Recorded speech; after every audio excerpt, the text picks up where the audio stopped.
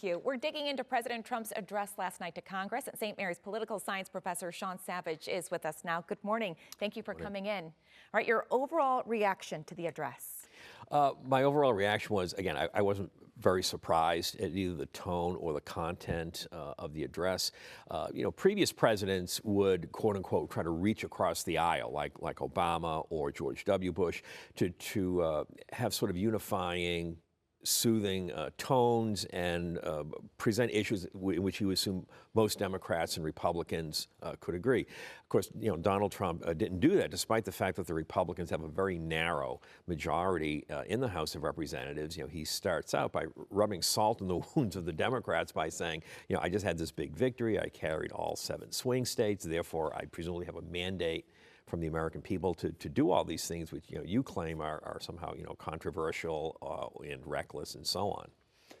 The speech last night, it was essentially a State of the Union, although not technically a State of the Union, but it had the same feel and tenor of it. However, most states of the Union talk about accomplishments, as the president did, but they also talk about some new initiatives that might be coming up. Not much in the way of new initiatives. It was all essentially backward looking at this point in time. Were you surprised by that?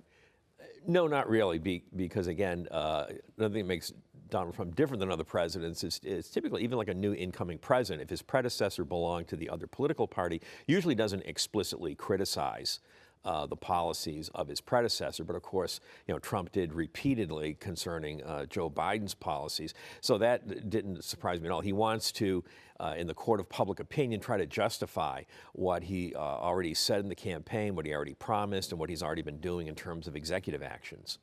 The tariffs, obviously a big issue, and after the address, the Commerce Secretary came out, said that some modifications will be made to those tariffs on Canada and Mexico. That announcement came right after the president defended those tariffs during his address. Does this change acknowledge the negative impact of those tariffs? I mean, we have the Dow down 1,300 points in 2 days. Yeah, I think part of the reason why the Secretary of Commerce may have done that with the prior approval of the president was because of the negative reaction of the stock markets to all of this.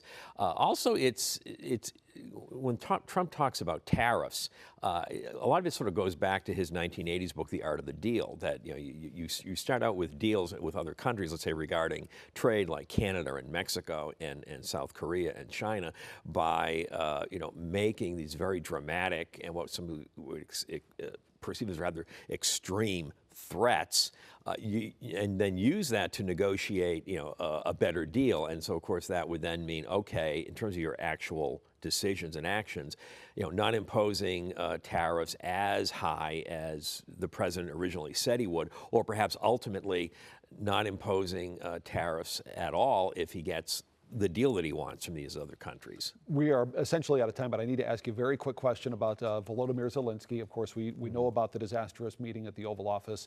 Now Zelensky is in the process of saying that he is ready to sit down with the president. The president acknowledged it in the address last night. Do you think at this point that this deal is back on? I think so, because in effect, of course, Ukraine has become very dependent on the United States for military and economic aid. So Zelensky is in a position where he basically has to make some concessions to Trump about negotiating a ceasefire with Russia. Okay. All right, Professor Sean Savage, thank you so much for coming in this morning.